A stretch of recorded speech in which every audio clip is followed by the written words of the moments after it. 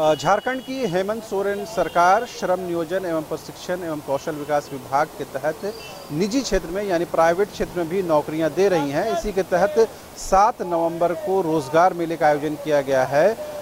जो रांची स्थित जो एम्प्लॉयमेंट एक्सचेंज है वहां पर कार्यक्रम का आयोजन होगा। पूर्व संध्या पर हमने ये कोशिश की है कि देखा जाए कि आखिर रोजगार मेले को लेकर क्या कुछ तैयारी चल रही है। आप भी देखिए उन तस्वीरों को ताकि आपको अंदाज़ा हो कि 7 तारीख को यानी 7 नवंबर को मंगलवार के दिन यहाँ पर क्या कुछ होने वाला है। तमाम चीज़ों की जानकारी जो यहाँ के जो अधिकारियों के माध्यम से मिली है उसके मुताबिक कुल 19 इसमें ये जो है काउंटर बनाए गए हैं, यानी 19 कंपनियां हैं वो यहाँ पर आएंगी और 19 कंपनियों का जो काउंटर यहाँ पर लगेगा और उसमें अपनी एलिजिबिलिटी के अकॉर्डिंग जो लोग हैं वो यहाँ पर अप्लाई कर सकते हैं, आवेदन दे सकते हैं और उसके साथ फिर उनसे बायोडाटा लेना हो या फिर सीवी की बात हो उस पर चर्चा होगी।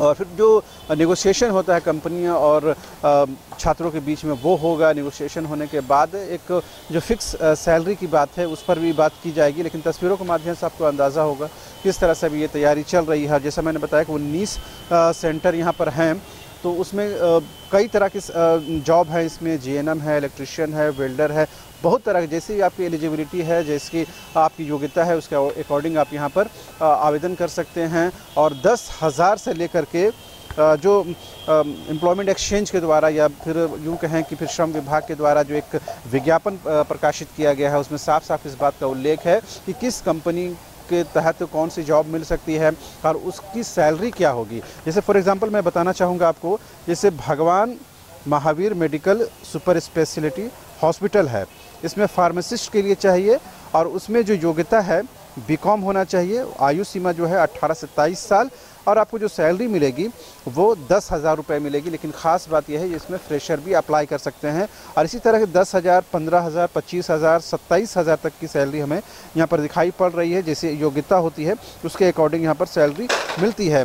और बहुत सारे जगहों पर ऐसा भी है कि यहाँ पर नेगोशिएशन भी आप कर सकते हैं, बातचीत भी आप कर सकते हैं। तो इसके अकॉर्डिंग आपके पास जो योग्यता है वो आप योग्यता के तहत यहाँ पर आवेदन कीजिए, कंपनी के साथ नेगोशिएशन कीजिए, बातचीत कीजिए और फिर आपको ऑफर लेटर मिल जाएगी। और जाहिर सी बात में जब बीच में सरकार का लेबर डिपार्टमेंट है तो जाहिर सी बात है आपके साथ किसी प्रकार की कोई वो कहते हैं कि कोई अनहोनी की आशंका नहीं रह जाती है। यानी कंपनी अपने वादे से मुकर नहीं सकती है, कंपनी बीच में आपको टर्मिनेट नहीं कर पाएगी। बहुत सारे कहीं ना कहीं आपको एक सेफ गार्ड मिल जाएगा। तो जाहिर सी बात है कोशिश इस बात की भी होती है कि श्रम विभाग के तहत जो नौकरियाँ मिल रही हैं चाहे प्राइवेट नौकरियाँ ही हों उसमें कम से कम एक सिक्योरिटी ज़रूर होती है। यहाँ तक सैलरी की बात है, आप ये कह सकते हैं सैलरी बहुत कम है तो आपके जो योग्यता है, आपकी जो दक्षता है उसके अकॉर्डिंग यहाँ पर तय की गई है। इससे ऊपर भी आप जा सकते हैं क्योंकि कई बार रोजगार मेले का आयोजन होता है। बहुत लंबे वक्त के बाद एक बार फिर से यहाँ पर रोजगार मेले का आयोजन किया जा रहा है।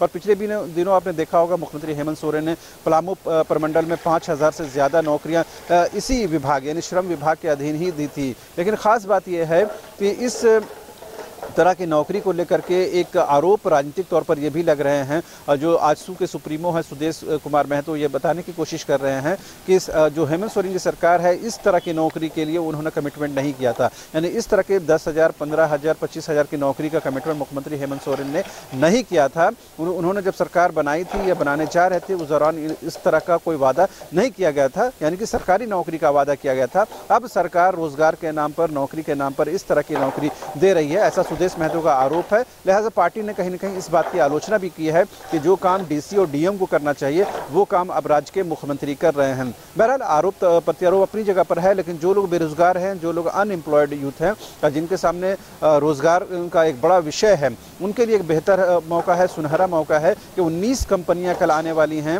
और उन 19 कंपनियों में आप अपने अकॉर्डिंग अपनी एलिजिबिलिटी, आपकी जो क्वालिफिकेशन है उसके अकॉर्डिंग आप आवेदन कीजिए और सिलेक्शन के जो क्राइटेरिया है उसको फुलफिल कीजिए और नौकरी लेकर जा सकते हैं। दीगर बात है कि ये प्राइवेट नौकरी ही होगी, लेकिन बेशुमार लोग जो हैं प्राइवेट नौकरी में भी अपना जीवन लगा रहे हैं।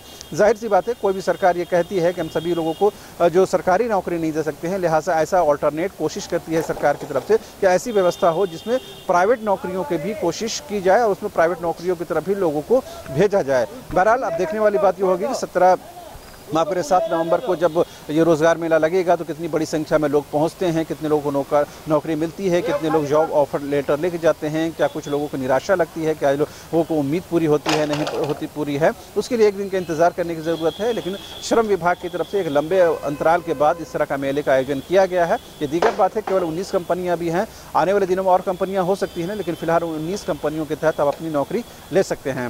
कैमरामैन विकास के साथ राजधानी रांची से शाहनवाज।